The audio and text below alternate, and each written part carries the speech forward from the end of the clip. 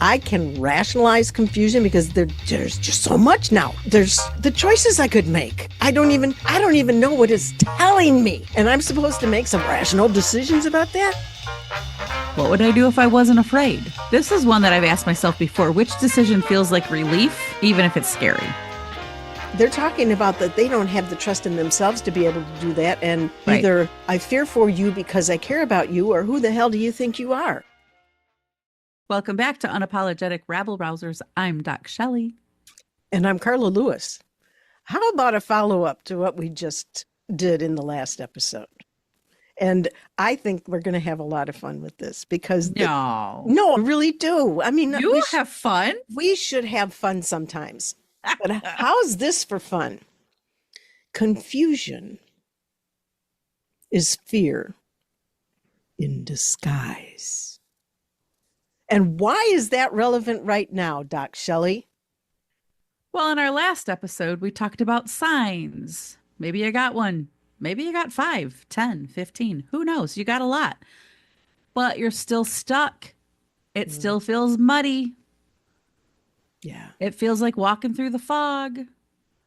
One of the biggest lies we tell ourselves is, I don't know. Yeah, think about that. Sometimes you do know.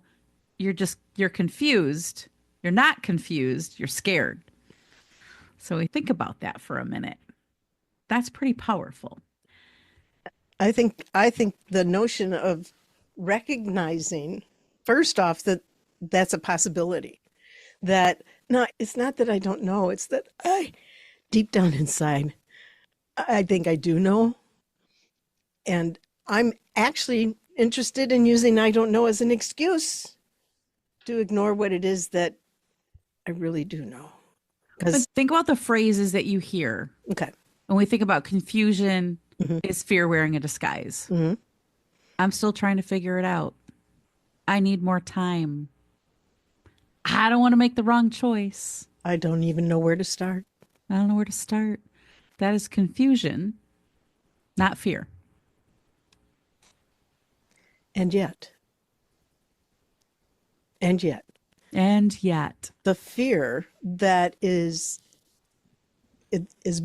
turning these little buds into blossoms of hysteria, and I can't move. I get to the point where, yeah, the confusion is a lot easier for me to accept. I can rationalize confusion because there's just so much now. There's the choices I could make. I don't even know what it's telling me. And I'm supposed to make some rational decisions about that. That could be me being afraid of actually having to take steps, commit myself to something, be responsible. Yeah. And it's easy to stay in the land of almost. I'm almost ready. I almost have the clarity I need. I'm pretty sure this is going to work. So it's, clarity, I think sometimes isn't the problem. It's the permission that we need to give ourselves to want what we want. And that's where we carry over from what we were talking about in the Yeah. last episode. It's permission to disrupt what is familiar. It's permission to outgrow something that used to be the right thing that doesn't fit anymore. I think about when I started my own business, right? Everyone was like, oh my God, you're walking away from a 6-figure salary to do your own thing? Yeah, I could never do that. Cool, I can. So many people Mhm. were well-meaning, but were not at all supportive of my doing this. And so I didn't wait for permission from anybody. Right. I gave myself permission. And it was permission to want what I want, despite what other people were telling me. So if I was waiting for a sign, I don't know that I ever would have gotten what I was really looking for. Right. Because what would that sign have been? But I didn't have the fear behind the lack of clarity. Mhm. I was like, if it doesn't work, it doesn't work. It doesn't mean anything about me. I think that speaks to a really strong level of trust in yourself, and the fact that we make mistakes, things happen, we make choices about how we're going to deal with it. Mm-hmm. You have never been unresourceful. You know that about you. Yeah. You've also never been one that just is really comfortable in the bland and the day-to-day kind of thing. You're not, but Yeah. it's not because you like things spicy, though you do. I It's mean, yeah, I know. I mean, redhead, come on, no, I'm and blondes and brunettes and silver haired, but but it's you, the people who are coming at you with those kinds of feedback, that kind of feedback that come to any of us where we may be struggling with this notion of a sign, their capacity to do what it is they imagine it is that you're going to do is what's feeding the messages that they're delivering. They're not talking about you when they're talking about, ooh, that's, they're talking about that they don't have the trust in themselves to be able to do that. And right. either I fear for you because I care about you, or who the hell do you think you are? Both of those Mm-hmm. are very interesting dynamics that are coming into the feedback one gets when one is facing this thing. And if we're Mm-hmm. talking about confusion being fear in disguise, how interesting that the fuel for some of that confusion and even some of that fear comes from outside of Mm-hmm. us. Mm-hmm. And as you mentioned, even from well-meaning people. Right. Because if you're waiting for a sign, a natural thing to expect is that it's going to come from the people around you. Yeah. And if I would have followed their signs, it was, oh my God, don't do it. Yeah. That's interesting. You say the signs are going to come from the people around you. And while I would agree that that is a great possibility, my my experience has been that it hasn't been specific people, but there have been people involved in most of the situations where there was something that became very clear to me. Mm-hmm. But I'm just now rethinking because I wouldn't have thought it was the people that were providing the I sign. think even if it's like a butterfly that flitters by, to me, that represents someone, Yeah, okay. a All right. canary, a cardinal, whatever it is. They, Okay. for me, and I know I'm maybe not the average bear in this, but it like every time I see a yellow finch, hi, grandma. Okay. Every So time I see a butterfly, it's Matthew. So it's like that connection to a person, the sign. totally different connotation, and I absolutely subscribe to that. I absolutely subscribe to that. So that higher being, that higher sense of connection Yeah. to someone. For me, it's a dragonfly, and that's my sister, Hmm. and now also my mother. So yeah, I get that, and I fully subscribe to that. I was thinking about tangible, I mean, in the flesh people. It could be that It could. too, but It yeah, could. I just feel like there's always someone behind the sign Yeah, that I know, I whether they're absolutely living or agree. gone. Yeah. Absolutely. And I Okay. think if we think about,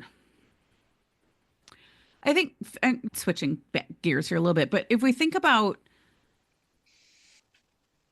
fear, I feel like clouds permission with questions that really don't go anywhere. So, like, I'm torn between two good options, but I'm scared I'm going to disappoint someone if I choose what I really want. So I just won't choose at all because I want one thing, people want the other. I won't do anything. Fear of disappointing someone. That's a I don't know cop what out. I don't know what to do next, but I'm afraid I'm not going to be good at it. I need that certainty before I leap. I want to guarantee that I won't fail or feel pain. No one gets that guarantee. No. But these are things I hear from my clients as they process through some of this. Okay. Okay. So as we face things that if I'm sitting in a state of confusion, that's what I'm naming it because how I've come to experience that feeling, that's the best word to Hmm. describe it. What are ways for me to tease apart the hairball that is that confusion? And essentially, I'm inviting a visit to the fear that may be deep inside the disguise. Yeah, I think we need to recognize that we don't need more clarity. We have that. We need to figure out what we know, what we don't know, and then recognize what is standing in the way. So maybe there's a question of what would I do if I wasn't afraid? This is one that I've asked myself before. Which decision feels like relief, even if it's scary? Mm. Where am I pretending to be confused when I'm actually afraid of what happens next? That speaks to a high level of self-awareness. There's a very high level of self-awareness there. So in approaching that, we've talked how many times about and I have quoted you, I can't count how many times about your pen being My best coach. yes. And the notion about it really demands that. Unless you Yeah. want to just go ahead and blow off opportunities and signs and whatever else that are coming your way to be able to keep it calm and quiet so you don't have to fuss about untangling the hairball. Yeah. And sometimes I give you an example of a client who she really wanted to leave her job. She hated her job. We did a list of pros and cons around her job. She wanted to ask people she knew. So she asked everyone. She even did some tarot cards, for God's sake. And she was so confused. And I asked one simple question. Mm-hmm. What if you're not confused? What if you're afraid? Dead silence for a long time. And she said, I know what I need to do. I just don't want to deal with the fallout. Mm. She was afraid of the fallout. If she quit her job, then what? So we were able to coach on that. She already knew what she wanted to do, but she was so afraid of that potential fallout. And And isn't that within a month she had a plan, not because that fear disappeared, but because she stopped pretending she didn't know what to do. exactly what an invitation for anybody hearing this? This is look it. Take that moment. Peel back even one layer. Mm-hmm. Because if in this case, I don't want to deal with the fallout. Well, let's step back and take a look at It's a different exactly. question. Yeah, Yeah. I'm not now dealing with the esoteric and the spiritual and all that. No, I don't want to have to deal with it. Well, the don't want to, isn't that kind of a way of saying, I'm not sure what I can do and what I would need to do to be able to tackle what that fallout will be? Exactly. And if that's the case, then that means you just need to develop a plan. You need to think it through. Yep. Who are the stakeholders in all of that? What is their role in this going to be? What are you going to need to do to enroll them, disenroll those that don't need to be a part of it anymore, whatever. But planning is a whole lot of different activity than Mm-hmm. working around, I don't know. Mm-hmm. Wow. So when we're facing that, Michelle, what are some questions or reflections? And journaling we know is good. What are the things just to check yourself and say, no, wait a minute, get away in a quiet place, mentally or physically in a quiet place and say, okay, I just need me to sit down and have this out. What are the questions? Is this a yes or a no kind of thing that we need to be considering? It's like I kind of said earlier, what would you do if you weren't afraid? What would you do if you weren't confused? What if I don't even know if I'm confused? What if when I say I don't know, it's because I really don't think I know. I You don't always know. know. You Okay. always know. Okay. So how do I stop kidding myself about that? Write down what you think you don't know. Mm, If I don't know, I need to be able to find what it is I don't know. If I okay. truly don't know. If I'm using that as an excuse, you're not going to be able to answer that question. But if you literally don't know something, write it down. Because guess what? Now you know, you've defined it. Now you can go find out. You can get answers. You can research. You can talk to people. You can work with a professional if you need to. There's a lot of things once you define what it is you don't know. Or you shift that question to, what am I afraid of? Mm-hmm. And I Because think that's it. You're nipping away at it, saying, okay, well, let's take it to surface. I don't know. Okay, well, what is it you don't know? mm-hmm, And if you can invite yourself into that space and say, okay, all right, fine. This is what I don't know. I don't know how this is going to happen. I don't know how that person's going to respond. I'm going this, that, and the other thing. Okay, what is it? What is that set of I don't knows revealing for mm-hmm. you? Yep, exactly. You're worried about how this group's going to feel. You're worried about how you're going to be able to handle paying these bills, whatever it might be. And you say, okay, oh, okay. So now the things I don't know have to do with relationships. I don't know in terms of being able to make payments for things or whatever. But now you've got stuff that isn't just swirling around. Exactly. It gives you a focal point. Bring that whole swirl into a static moment Mm-hmm. and say, okay, all right, swirl, be still. There it is. Swirl, be still. Swirl, be still. I'm doing a lot of work right now on the Anchored Advantage program, a leadership development program. And the swirl plays a big part in all of that because we all recognize it. It may not be about business, it's about life, it's about school, it's about kids, whatever it might be, but we all have a swirl. Mm-hmm. And when we're Absolutely. sitting there stuck in I don't know, I'm confused, which means I'm probably afraid of something, being able to take a moment and say, in safety, let me just start grabbing those things and writing them down. And I think it's really important to recognize that the I don't know swirl or loop, whatever you want to call it, Mm-hmm.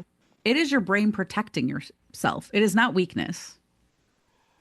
But if you don't do something about it, you're going to live in that virtual prison until you manage it, until you do something. You make some choices, you process through it. So I think the inverse and the real question is, what will you do with what you do know? Yes. Whoa.